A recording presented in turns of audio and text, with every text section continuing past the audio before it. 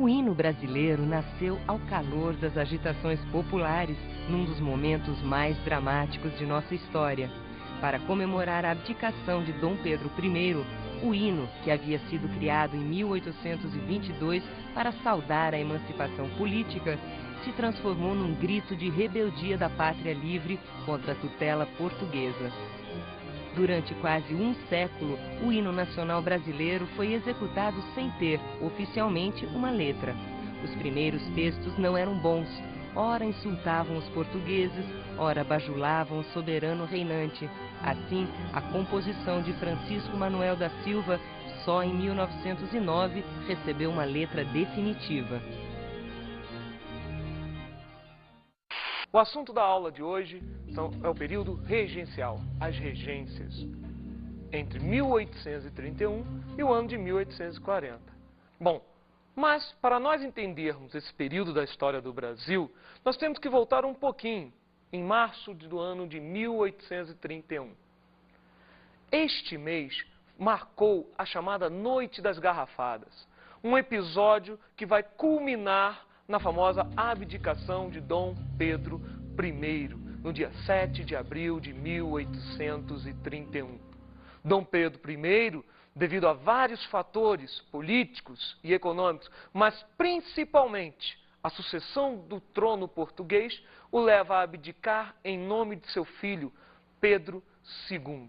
Porém, Pedro II era menor de idade e a Constituição de 1824 dizia algo a respeito disso, ou seja, que Dom Pedro II não poderia assumir o trono e assim entraria um período que nós chamamos de regência ou período regencial. Vamos fazer o seguinte, vamos dar uma olhada nesses artigos que proibiram Dom Pedro II de assumir o governo? Vamos lá. Artigo 121. O imperador é menor até a idade de 18 anos completos. Artigo 122. Durante a sua menoridade, o império será governado por uma regência, a qual pertencerá ao parente mais chegado do imperador, segundo a ordem da sucessão, e que seja maior de 25 anos. Artigo 123. Se o imperador não tiver parente algum que reúna estas qualidades, será um império governado por uma regência permanente, nomeada pela Assembleia Geral, composta de 3 membros, dos quais o mais velho em idade será o presidente. Artigo 124.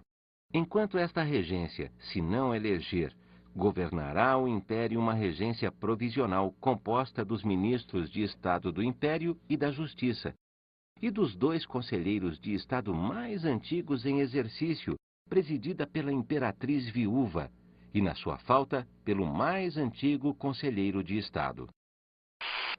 Bom, através desses artigos que você viu agora da Constituição de 1824, você acaba de entender que, com a abdicação de Dom Pedro I, Dom Pedro II não pôde assumir o governo, por ser menor de idade. Já que Pedro II era menor de idade, Dom Pedro I teve que nomear um tutor, José Bonifácio, e organizar o período, que é o tema da aula, regencial, de 1831, da abdicação de Dom Pedro I, até 1840, com o golpe da maioridade e a subida de Pedro II, Dom Pedro II, ao poder. Bom, a regência em si, ela foi dividida em vários momentos.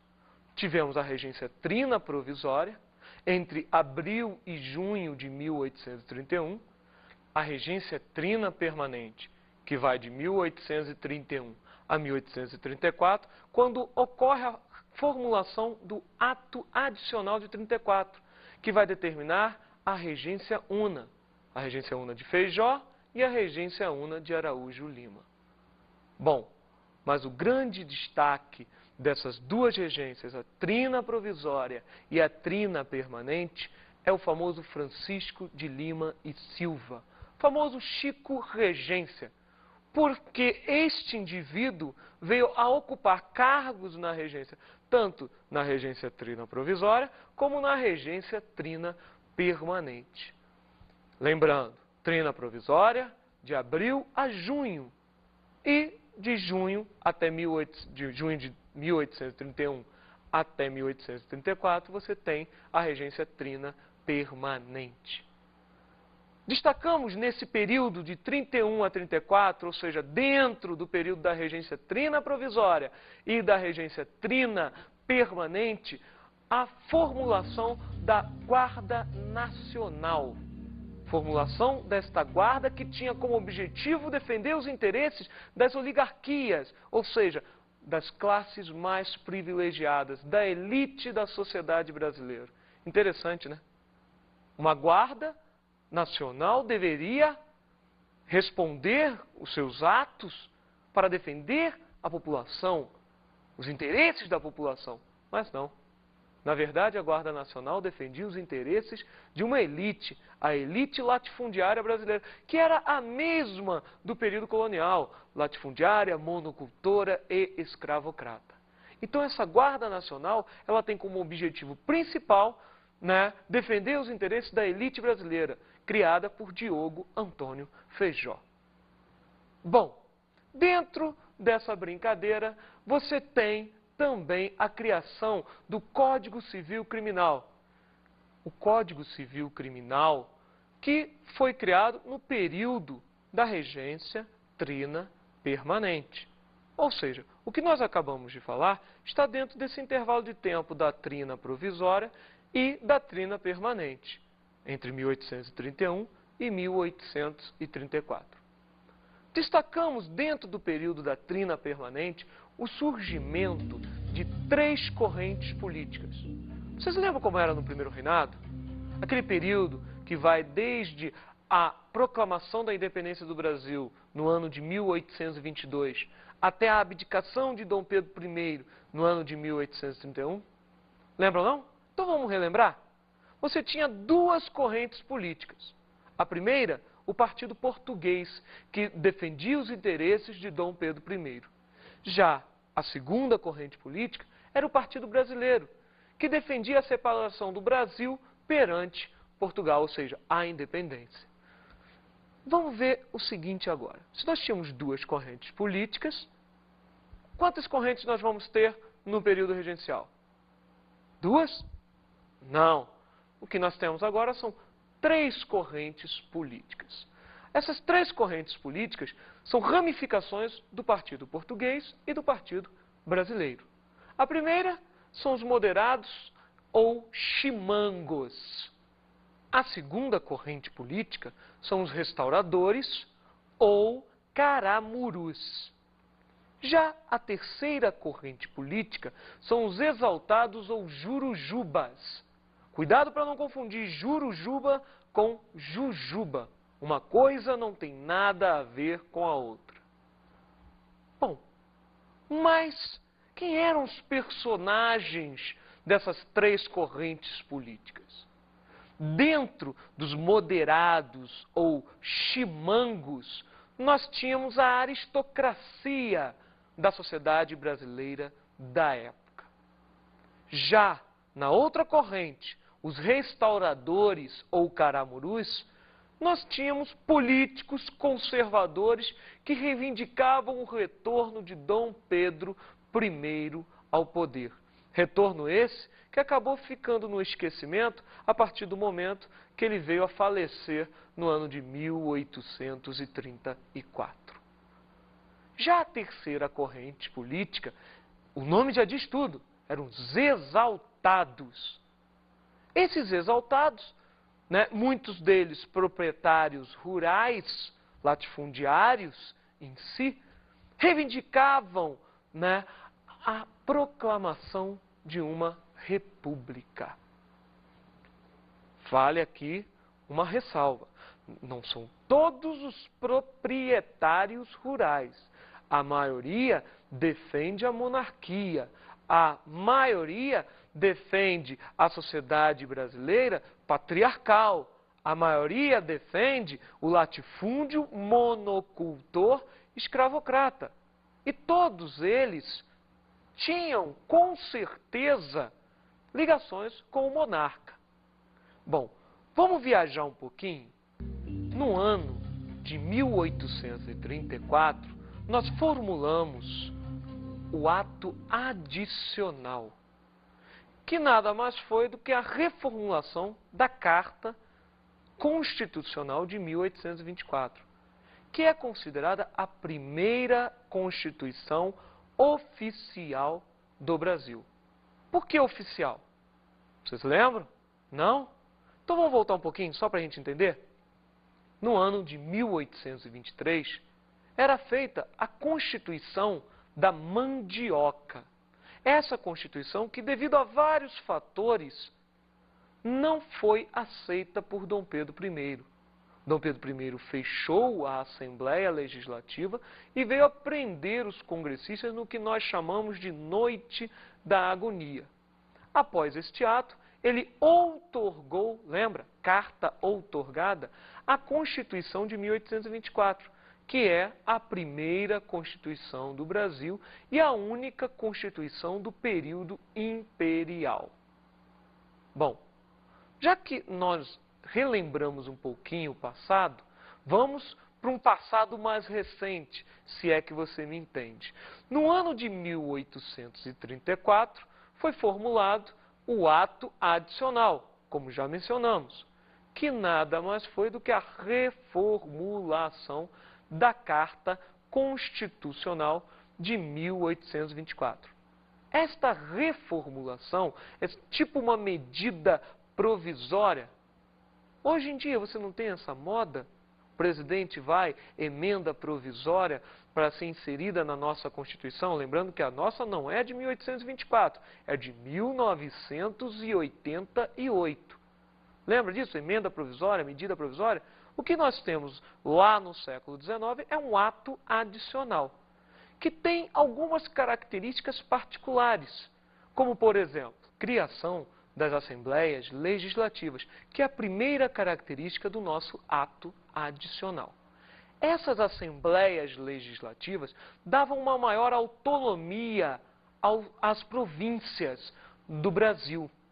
Isto vai acarretar mais à frente algumas rebeliões, as famosas rebeliões regenciais. A segunda característica do ato adicional de 1834 vai ser a abolição do Conselho de Estado. Fator este que vai favorecer ao processo de descentralização política, que culminará na subida de Dom Pedro II ao poder lá na frente, no ano de 1840, no famoso golpe da maioridade.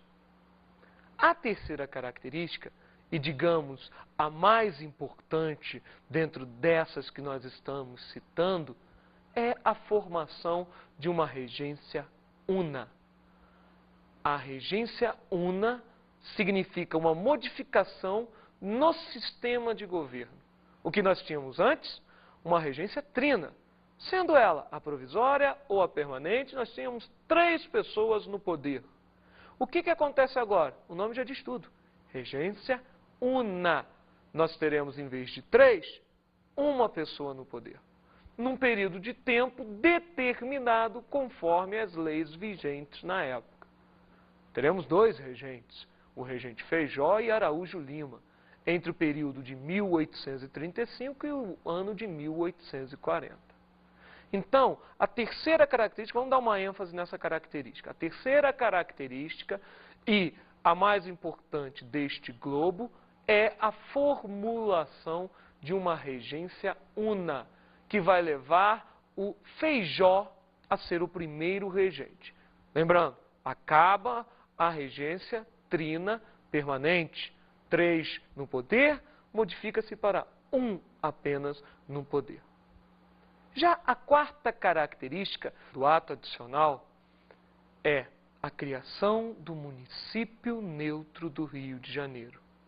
Município este que era a capital do Brasil na época.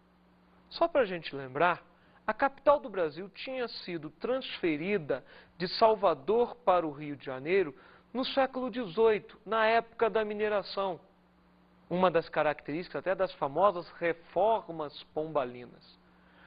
A capital muda de Salvador para o Rio de Janeiro para concentrar a importância da região mineradora e o Rio de Janeiro como principal porto escoador do ouro proveniente das Minas Gerais com destino à Europa. Então, nós temos as 4 características do ato adicional. Primeira característica, só para fazer uma rápida lembrança. Primeira característica, a criação de uma assembleia ou de várias assembleias legislativas. Segunda característica, a abolição do Conselho de Estado. Terceira característica, como nós falamos aqui, a mais importante, a criação de uma regência una entre os regentes, os dois, Feijó e Araújo Lima. Daqui a pouco falaremos deles.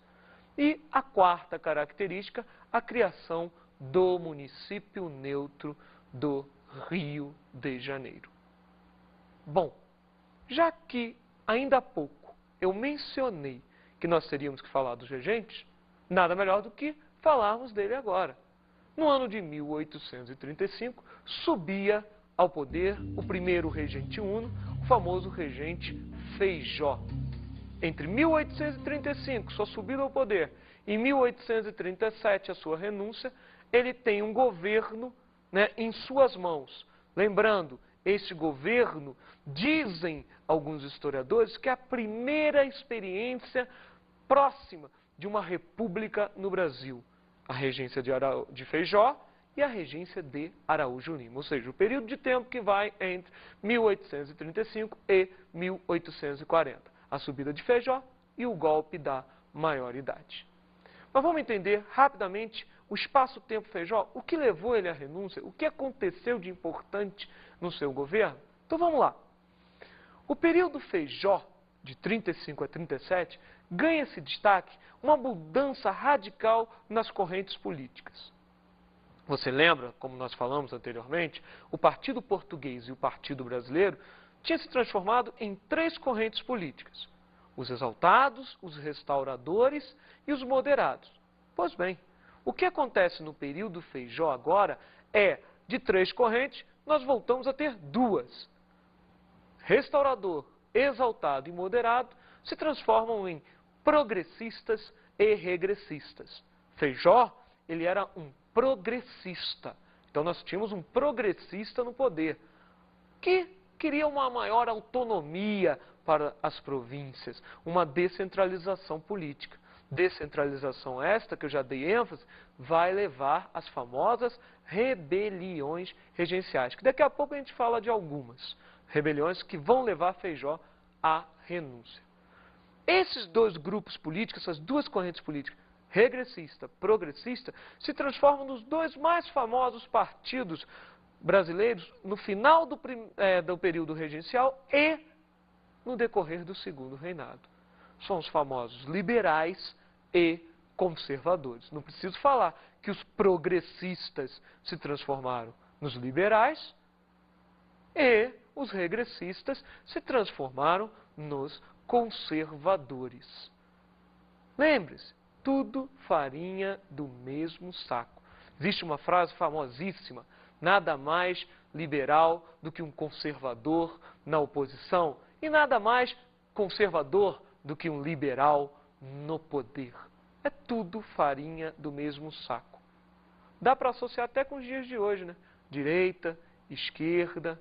Só para fazer uma vaga lembrança, esses termos direita e esquerda vieram lá do século XVI, do século XVII, quando, ao lado direito do rei absolutista, sentavam aqueles que eram a favor do rei, e do lado esquerdo do rei sentavam aqueles que eram a oposição ao rei.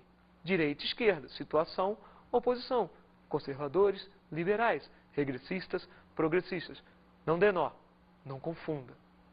Bom, durante o governo Feijó, nós tivemos destaque às famosas rebeliões regenciais. Rebeliões essas que nós não vamos dar ênfase, não vamos entrar em detalhes aqui, nesta aula. Mas daremos uma rápida passagem sobre as rebeliões regenciais.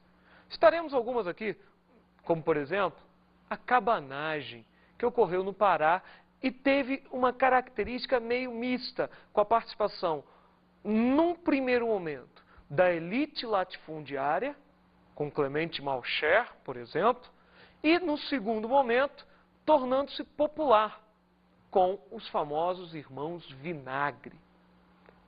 Temos também a balaiada, que acontece no Maranhão.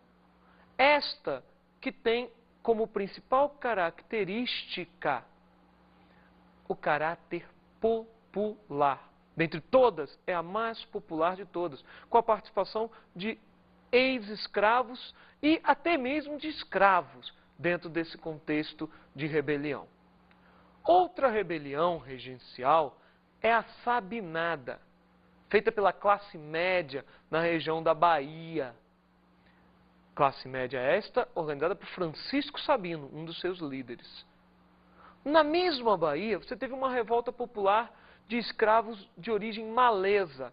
Era a famosa Revolta dos Maleses, ou Revolta do Malês, como ficou conhecida na Bahia. Não deu muito certo, é óbvio. Mas a mais famosa de todas as rebeliões regenciais, que teve uma maior duração, 10 anos, entre o ano de 1835 e o ano de 1845, ficou famosa até nas telas e nos livros, a famosa Casa das Sete Mulheres. Quem não lembra de Giuseppe Garibaldi, vulgo Tiago Lacerda? Lembra disso? A Casa das Sete Mulheres falava a respeito da revolta da Farroupilha, no Rio Grande do Sul, que teve como destaque Davi Canabarro, Giuseppe Garibaldi e o famoso Bento Gonçalves.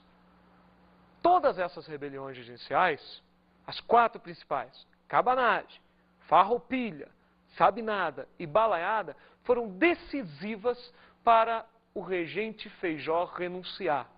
Não aguentando as pressões políticas e principalmente econômicas, Feijó renuncia em 37, dando margem à subida ao poder de Araújo Lima, provisoriamente, até que ele foi eleito no ano de 38 e com mandato interrompido no ano de 1840, com a subida de Dom Pedro II ao poder. Bom, então vamos fazer o seguinte, vamos passar rapidamente uma análise a respeito do outro regente, o regente Araújo Lima, que fica no poder entre 1837, a renúncia do Feijó, o primeiro regente, até 1840, o famoso golpe da maioridade. Bom, o regente Araújo Lima, ele não era progressista.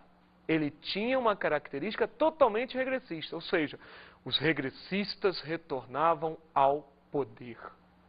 Os regressistas tomavam conta do poder no Brasil, na figura de Araújo Lima e de seu braço direito, Bernardo Pereira Vasconcelos.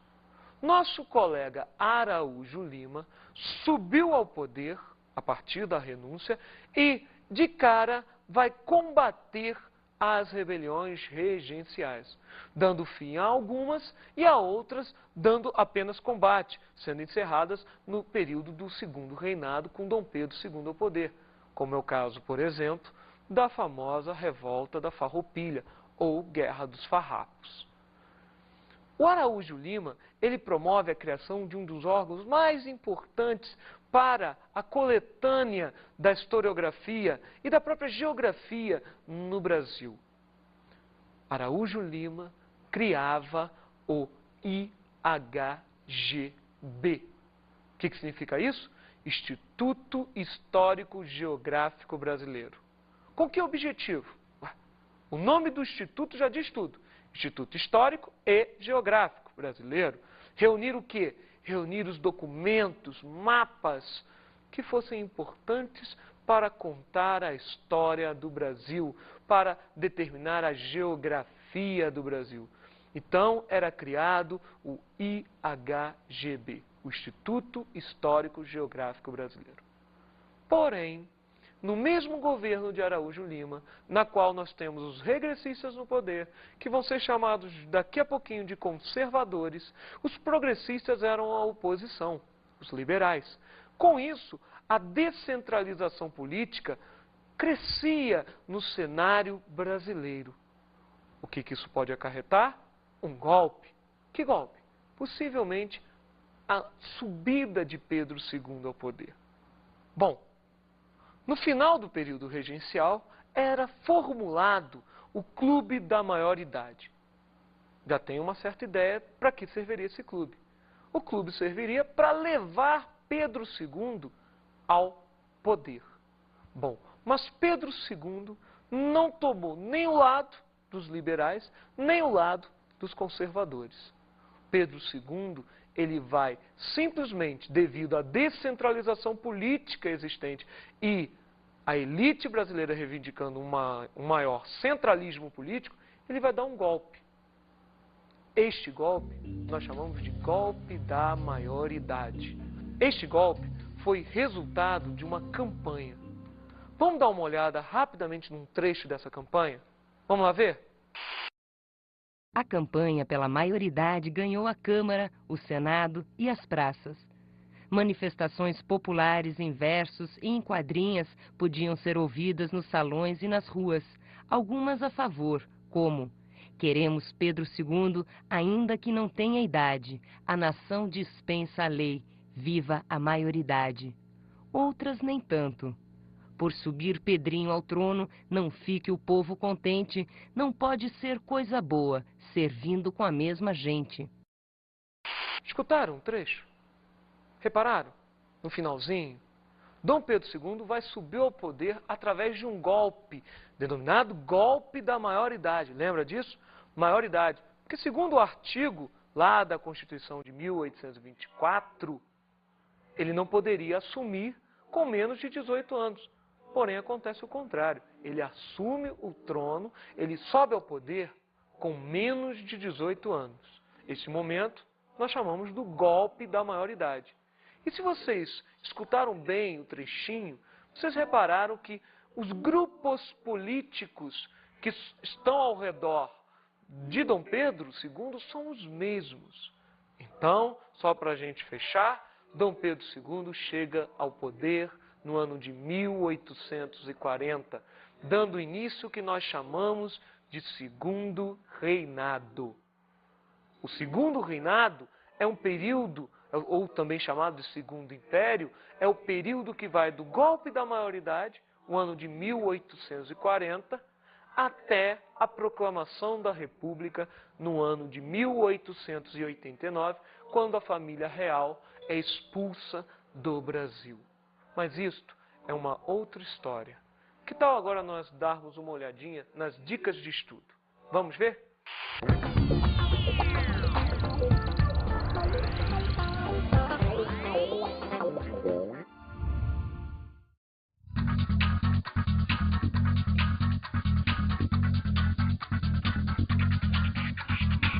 A nossa dica de estudo hoje é a mesma, dividida em duas partes.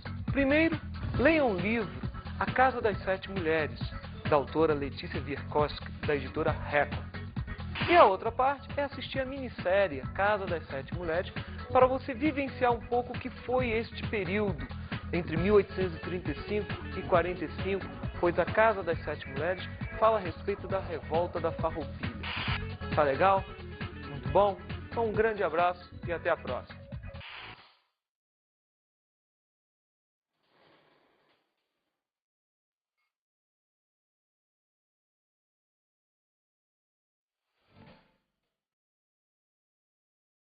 Na aula de hoje, analisamos o período da regência, de 1831 a 1840. O período regencial ele foi dividido na regência trina provisória, na regência trina permanente e nos dois regentes unos, Feijó e Araújo. Abordamos a abdicação de Dom Pedro I em 1831. A abdicação de Dom Pedro I acarretou o início do período regencial no Brasil, pois o seu filho, Pedro II, ainda era menor de idade. E vimos o golpe da maioridade de 23 de julho de 1840. O golpe da maioridade concretizou a subida de Dom Pedro II ao poder, dando início ao Segundo Reinado. Até a próxima aula!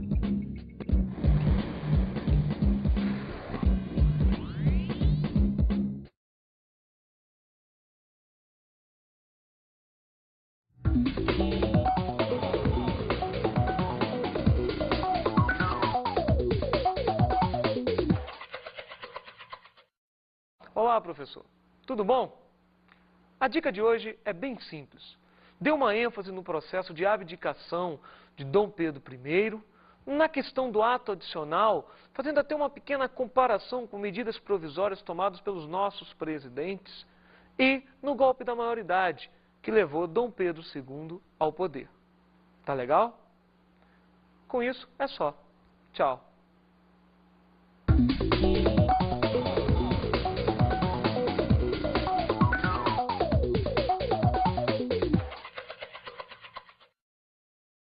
Soberano reinante.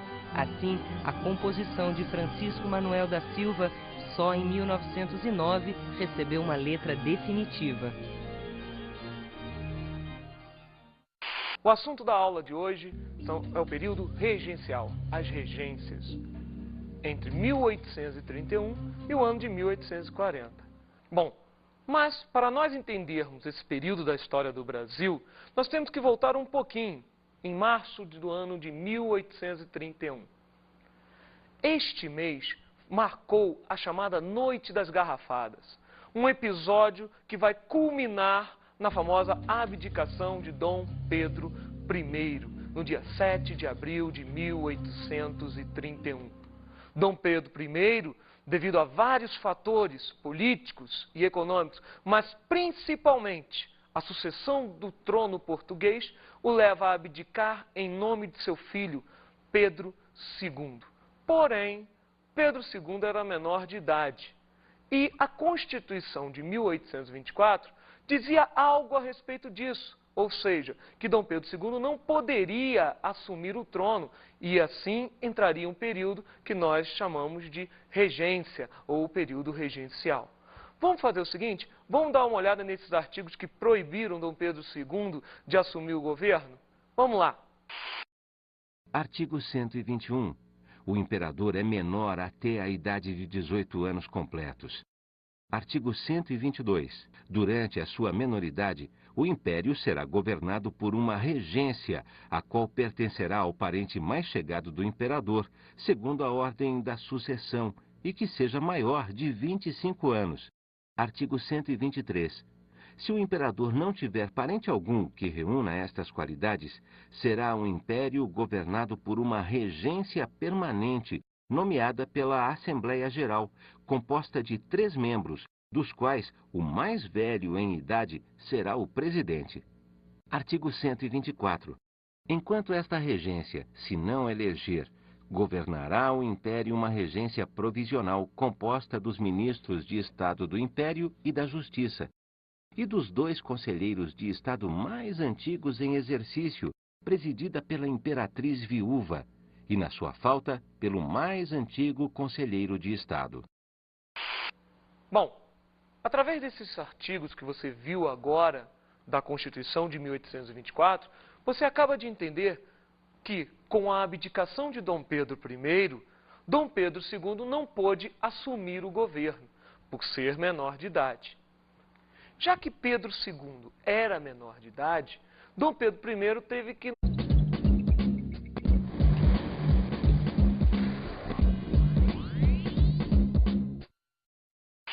O hino brasileiro nasceu ao calor das agitações populares, num dos momentos mais dramáticos de nossa história.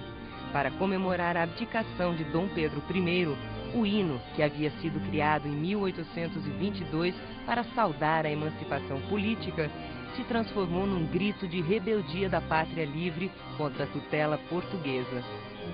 Durante quase um século, o hino nacional brasileiro foi executado sem ter, oficialmente, uma letra. Os primeiros textos não eram bons, ora insultavam os portugueses, ora bajulavam os